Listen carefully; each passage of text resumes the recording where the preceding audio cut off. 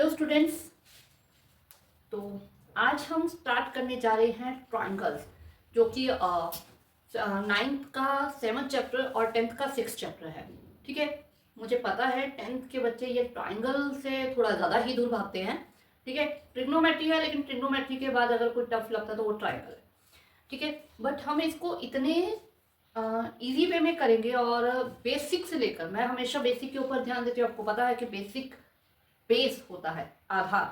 ठीक है, तो बिल्कुल बेसिक चीजों से हम इसे अंडरस्टैंड करेंगे तो डेफिनेटली आपको बिल्कुल भी ये टफ नहीं लगेगा। ठीक है, तो क्या करेंगे हम, सबसे पहले आज के वीडियो में मैं आपको बिल्कुल ट्राइंगल्स बेसिक बताने वाली हूँ। मुझे पता है मैं हर वीडियो में बेसिक ही बताती हूँ पहले, लेकिन इसमें क्या है, वो बेसिक हम करेंगे जो आपको 7th 8th 9th सब क्लासेस में आपको काम आता है। ठीक है, ट्राइंगल्स के बारे में जानेंगे, एक्चुअली हम ट्राइंगल्स के बारे में। ठीक है, और उसके बाद हम करेंगे सिमिलैरिटी और कॉन्ग्रुएंसी। ये मेरा सेकंड वीडियो आएगा इंट्रोडक्शन का, जिसमें सिमिलैरिटी कॉन्ग्रुएंसी के बारे में समझेंगे और उसके रूल्स वगैरह के बारे में पढ़ेंगे। फिर उसके बाद वही थ्योरम्स और एक्सरसाइज, क्वेश्चन, एग्जाम्पल्स, ये सब करेंगे। ठीक है, अब से बात ये आती है कि ये जो बेसिक हम छोटी क्लासेस से करते आ रहे हैं उसे 10th में पढ़ना क्यों जरूरी है। क्या है कि बेटा, जब आप लोग वर्ड प्रॉब्लम्स करते हो तो उसमें जो वर्ड्स आते हैं उनको सही अंडरस्टैंड ना करने की वजह से बच्चों को सम टफ लगते हैं और ऐसा लगता है कि हम रट्टा लगा रहे हैं इन सब को करने का। तो इसलिए जब आप लोग ये चीज अंडरस्टैंड करते हो अच्छे से, इसका बेसिक समझ जाते हो किसी भी चैप्टर का, तो आप लोग को वही वर्ड प्रॉब्लम्स को समझने में बहुत आसानी होती है और वही चीजें आपको जो कि रट्टा लगती हैं वो चीजें समझ आने लग जाती है। ठीक है, तो ज्यादा ना बोल के चलते हैं, मुझे पता है बच्चे बोल हो जाते हैं, तो करते हैं स्टार्ट। थोड़ा सा ट्रायंगल, ट्रायंगल्स।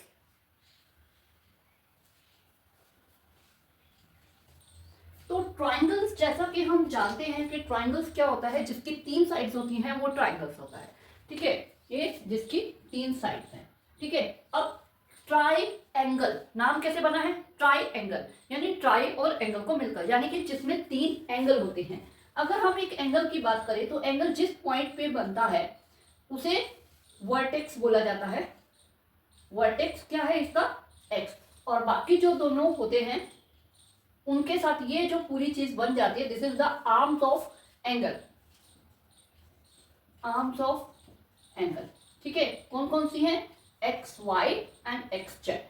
ठीक है, अब ये जो एंगल है, बहुत से बच्चे, देखो मैं बहुत छोटे बच्चों वाली चीज समझा रही हूँ, लेकिन मैंने 10th क्लास में बच्चों को देखा है कि उन्हें एंगल का नाम सही तरह से लिखना नहीं आता, इसलिए वो ज्योमेट्री में एंगल का नाम लिखने से बचते हैं और वही उन्हें मार्क्स डाउन कर देती है चीज। देखो कैसे, एक एंगल का नाम, देखो इस एंगल का नाम या तो आप सिंगल लेटर एक्स से लिखोगे या आप Y X Z, Y X Z 3 letter से होगा। कभी भी 2 लेटर का एक्स वाई या एक्स जेड ये नाम एक एंगल का नहीं होगा। एंगल का नाम या तो 1 लेटर से होता है या 3 लेटर से होता है। हाँ, इसे आप उल्टा कर सकते हो, Z X Y, Z X Y आप कर सकते हो, लेकिन जो मिडल में जो है वो मिडल में हमेशा वही लेटर आएगा जो इसका वर्टेक्स है, जिसके ऊपर एंगल बन रहा है। ठीक है, ऑलवेज वही आएगा। और अगर हम बात करें, और इसकी आर्म्स जो है हमेशा 2 लेटर से बनती हैं, जैसे मैंने दे दिया एक्स वाई और एक्स जेड। ठीक है, और ये एक रे होती हैं, क्यों, क्योंकि एक सिंगल पॉइंट से ये स्टार्ट तो हो रही है, लेकिन आगे इसे इसकी कोई लेंथ हमें नहीं दी होती है कि आप 5 सेंटीमीटर की नीचे वाली लाइन लगाओ और इसकी दूसरी आर्म आप 6 सेंटीमीटर की लगाओ, ऐसा कुछ नहीं होता है। तो इन लाइंस का कोई मेजरमेंट नहीं होता है, स्टार्टिंग पॉइंट होता है लेकिन एंडिंग पॉइंट नहीं होता, तो ये रेज होती है। ओके, अब आते हैं हम, अगर हम बात करें एक ट्राइंगल की, मोस्टली हम एबीसी ही नाम देते हैं। ठीक है, तो इसके अंदर आपके 3 वर्टेक्स होंगे, वर्टेक्स यानी कि 3 के ऊपर एंगल बन रहा है, ए बी एंड सी, ए के ऊपर एक एंगल बन रहा है, बी के ऊपर बन रहा है, सी के ऊपर बन रहा है। ठीक है, अब तीनों एंगल को आप सिंगल लेटर से, जैसे कि angle A, angle B, angle C से डिनोट कर सकते हो। बट सम टाइम क्या होता है कि जैसे मैंने यहाँ पे एक लाइन ड्रॉ कर दी, अब लाइन ड्रॉ कर दी तो ए के ऊपर ये पूरा एंगल भी बन रहा है, ए के ऊपर ये इतना भी बन रहा है, इतना बन रहा है। अब अगर आप एंगल ए बोल दो तो इससे हमें क्या पता चलेगा, आप किस ए एंगल की बात कर रहे हो। हमारे पास 3 ए एंगल है, तो कैसे पता चलेगा, तो इसलिए इसका पूरा नाम लिखना बहुत जरूरी हो जाता है। अब पूरा नाम हमेशा 3 लेटर से होता है, मैं पहले बता चुकी हूँ। अगर हम इस पूरे एंगल की बात करें तो ये पूरा एंगल यहां से स्टार्ट होके यहां जा रहा है, तो ये बनेगा बी ए सी। और इसी तरह एंगल बी की बात करें तो ए बी सी, और ये आ जाएगा ए सी बी। ठीक है, अब अगर मैं बात करूं सिर्फ इतना एंगल लिखने की, तो इतना एंगल से आप इसकी आर्म से देखो, एक तो ये आर्म यहां जा रही है, एक आर्म यहां जा रही है डी, यानी कि बी ए डी, ये आर्म जहां तक जा रही है जिस पॉइंट तक, उससे इसका नाम आएगा बी ए डी। ओके, और अगर इधर वाले एंगल की बात करें तो आप देख रहे हो एक तो ये आर्म यहां जा रही है, एक यहां जा रही है, तो सी ए डी ए सी या सी ए डी, कुछ भी नाम लिख सकते हो। तो आप ये चीज कर सकते हो। ठीक है, हाँ, एंगल्स को कई बार हम नेम देके भी काम करते हैं, जैसे हमने नाम दे दिया, ये 1 हो गया, ये 2 हो गया। ठीक है, हम इस तरह से भी काम करते हैं, बट हर बार ये चीज नहीं चल सकती, या हमें समझ में नहीं आता कि हम किसको 1 दे किसको 2 दे, तो वहां पे थोड़ी दिक्कत हो जाती है। तो आपको नाम लिखना भी आना चाहिए। ठीक है, यानी कि ट्राइंगल जिसके 3 वर्टेक्स होते हैं, 3 एंगल होते हैं, और 3 ही जिसकी साइड्स होती हैं, और साइड्स हमेशा 2 लेटर से डिनोट होती हैं। इसकी आर्म्स थी, इसकी साइड्स हैं, तो इसकी साइड है जैसे A B, B C and C A. ठीक है, अब अगर आपको कोई ट्रायंगल का नाम दे रखा है, जैसे हमने ले लिया पी क्यू आर। ठीक है, अब इसे वर्टेक्स पता चल रहे हैं पी क्यू एंड आर। ठीक है, अब अगर हमें ये ट्रायंगल नहीं देखना, हम यहां से इसके एंगल्स का नाम बनाना चाहे 3 लेटर्स का, तो कैसे बन सकता है? एक बार आप पी को बीच में रख लो, दोनों तरफ दूसरा ले लो। एक बार आप क्यू को बीच में रख लो, दोनों तरफ दूसरे लेटर ले लो। एक बार आप आर को बीच में रख लो, पी आर क्यू, ये बन गए। ठीक है, इसी तरह अगर आप साइड बनाना चाहो तो ये 2 लेटर उठाए पी क्यू, फिर इसी तरह ये पीछे वाले 2 लेटर उठाए क्यू आर, फिर इस तरह एक इसको उठा लिया पी आर, तो ये बन गया नाम। ठीक है, यही जब आप कॉरस्पॉन्डिंग साइड या कॉरस्पॉन्डिंग एंगल देखते हो, ठीक है, 2 ट्रायंगल्स के बीच में, तो वहां पे भी आपको इसी ट्रिक से ये चीज देखनी है। कैसे देखना?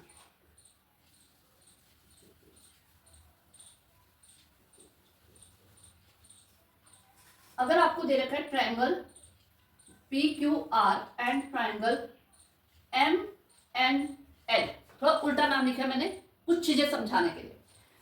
तो क्या करेंगे, हमें अगर इसके कोरस्पॉन्डिंग एंगल देखने हैं, तो सबसे पहले पी क्यू है, पी है, सबसे पहले एम, यानी कि एंगल पी और एंगल एम जो है ये कोरस्पॉन्डिंग है। ठीक है, इसी तरह एंगल क्यू और एन आपस में कोरस्पॉन्डिंग होंगे।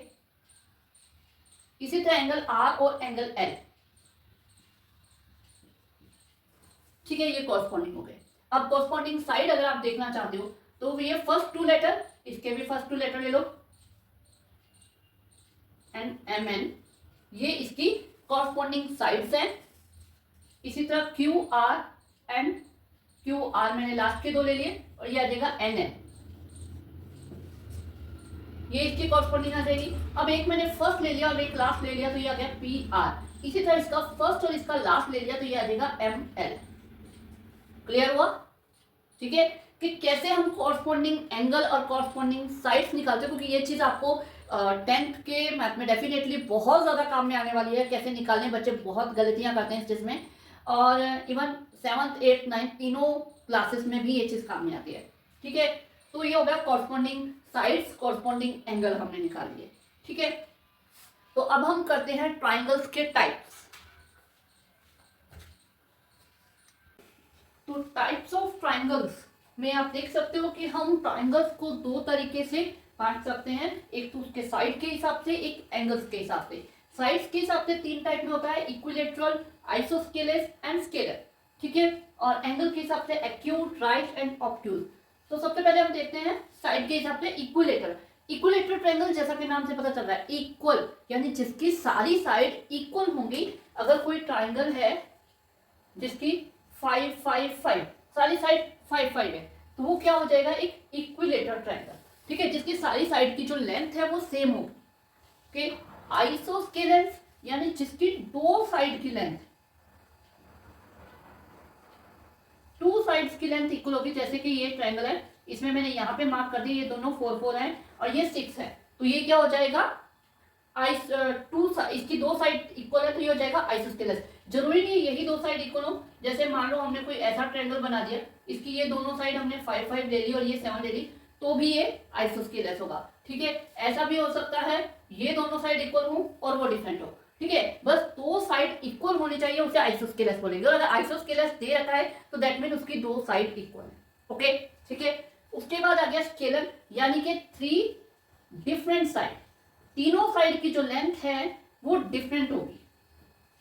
ठीक है, जैसे हमने ये ले लिया, एक 4 एक 5 एक 6 है, तो ये क्या हो जाएगा, स्केलर ट्रायंगल। अगर इस टाइप से हमने कोई ट्रायंगल ले लिया, ये 4 है, ये 7 है, और जो ये है ये 9 है, तीनों अलग अलग है, तो ये क्या हो जाएगा, स्केलर ट्रायंगल। क्लियर? ठीक है। अब हम आते हैं एंगल के हिसाब से। एंगल के हिसाब से एक्यूट एंगल, जैसा कि आपको नाम से दिख रहा है, एक्यूट यानी कि उसमें एक्यूट एंगल होगा, राइट यानी कि उसमें एक राइट एंगल 90 डिग्री एंगल होगा, ऑब्ट्यूज यानी कि जिसमें एक एंगल ऑब्ट्यूज होगा। अब हम एक्यूट एंगल ट्रायंगल और थोड़ा डीप में जाते हैं। एक्यूट एंगल ट्रायंगल यानी जिसके तीनों के तीनों जो एंगल हैं वो एक्यूट होंगे। जैसे कि एक 40 है, एक 60 है और तीसरा 80 है। ठीक है, ये तीनों क्या हो गए, एक्यूट एंगल हो गए, 90 डिग्री से छोटे, तो ये क्या हो जाएगा, एक एक्यूट एंगल ट्रायंगल। ठीक है, तीनों एंगल 90 से छोटे होने चाहिए। अब इसमें एक और चीज आती है, जो ये इक्विलेटरल ट्रायंगल है, ये भी एक एक्यूट एंगल ट्रायंगल होता है। क्यों? क्योंकि जब हम एक इक्विलेटरल ट्रायंगल लेते हैं तो उसके सारे एंगल जो हैं वो 60 60 60 आते हैं। हाँ, दिमाग में आ रहा होगा मैम ये 60 ही क्यों आते हैं, 70 70 और कुछ और क्यों नहीं आ जाता, 40 क्यों नहीं आ जाता, 60 60 क्यों आते हैं, ये आ रहा है ना दिमाग में। तो हमने एक 9th में थ्योरम की थी और उसे काफी यूज भी किया था कि जब ऑपोजिट एक ट्रायंगल की तो ऑपोजिट साइड अगर इक्वल है तो उसके ऑपोजिट एंगल इक्वल होंगे। ठीक है, अब यहाँ पे देखो इक्विलेटरल ट्रायंगल में ये साइड इसके इक्वल है, तो इसके सामने वाला एंगल ये और इसके सामने वाला एंगल ये दोनों इक्वल हो जाएंगे। मान लो हमने नाम दे दिया ए। ठीक है, अब ये और ये साइड भी इक्वल है। ठीक है, अब इसके सामने वाला एंगल है ये, इसके सामने वाला है ये ए है तो ये भी ए हो गया। अब तीनों हो गए ए, तीनों ए हो गए। अब हमें पता है ट्रायंगल के तीनों एंगल का सम होता है 180। अब तीनों अगर ए हो गए तो a plus A is equal to क्या आ जाएगा, 180। तो ये बन गया 3a इज इक्वल टू 180, a इज इक्वल टू 180 upon 60, sorry by mistake, upon 3, ये काट के आ जाएगा 60। तो a आ गया 60, तो ये भी 60, ये भी 60 और ये भी 60 है। ठीक है, तो जो इक्विलेटरल ट्रायंगल होता है उसकी तीनों साइड की लेंथ इक्वल होती है, फर्स्ट पॉइंट। उसके तीनों एंगल 60 डिग्री होते हैं, सेकेंड पॉइंट। और वो एक एक्यूट एंगल ट्रायंगल होता है क्योंकि उसके तीनों एंगल 90 से छोटे हैं, थर्ड पॉइंट। क्लियर? ठीक है। तो अब हम आते हैं राइट एंगल पे। राइट एंगल ट्रायंगल होता है जिसका एक एंगल राइट एंगल हो। ठीक है, लाइक दिस इज, अगर this is also right angle triangle. ठीक है, आई एम श्योर बहुत से बच्चों के माइंड में आता होगा मैम एक एंगल राइट, दो नहीं हो सकते। मान लेते हैं, चलो आप लोग की बात, क्या हमने मान ली कि दो एंगल राइट हैं। ठीक है, एक ट्रायंगल में दो एंगल 90 डिग्री के हैं।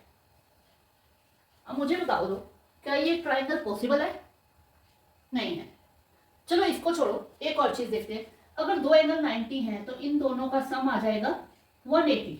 अब हमें पता है एक ट्रायंगल के तीनों एंगल का सम 180 होता है, तो दो एंगल का 180 आ गया तो तीसरा एंगल क्या होगा, 0 डिग्री।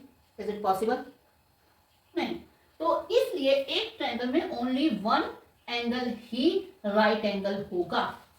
ओके, तो जिसमें एक एंगल राइट एंगल है वो क्या होता है, राइट एंगल ट्रायंगल। अब मैंने यहाँ पे आपको कुछ ऐसे एग्जांपल्स दिए थे, ये क्या हो गया, राइट एंगल ट्रायंगल भी है और आइसोस्केलेस भी है जिसकी दोनों साइड इक्वल है। और राइट एंगल ट्रायंगल कभी भी इक्विलेटरल ट्रायंगल नहीं होगा, ऑलवेज रिमेंबर। क्यों?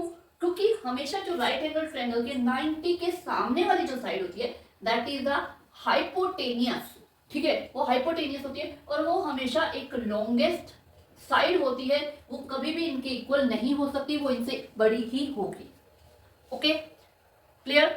कि एक राइट एंगल ट्रायंगल आइसोस्केलेस हो सकता है, स्केलर हो सकता है, लेकिन इक्विलेटर नहीं हो सकता। ओके, ठीक है।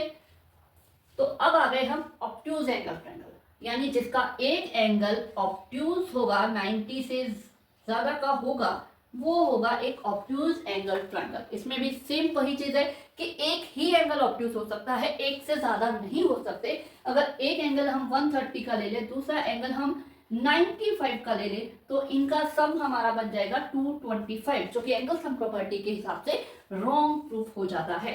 तो एक ही एंगल ऑब्ट्यूज होगा, एक से ज्यादा नहीं होगा। तो जिसका एक एंगल ऑब्ट्यूज है वो एक ऑब्ट्यूज एंगल ट्रायंगल है। क्लियर? और ऑब्ट्यूज एंगल ट्रायंगल अगेन एक इक्विलेटरल ट्रायंगल नहीं हो सकता। ओके